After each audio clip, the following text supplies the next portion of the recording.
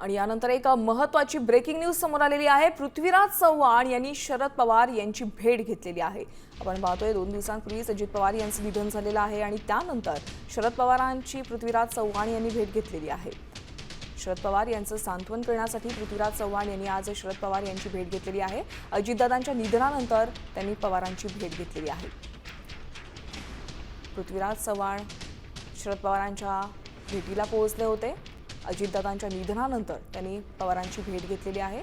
पवारांचं सांत्वन करण्यासाठी पृथ्वीराज चव्हाण हे बारामतीमध्ये दाखल झालेत।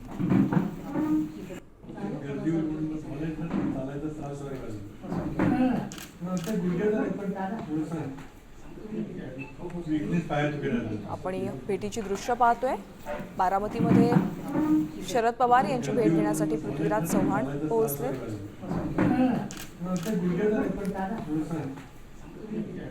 weakness prior to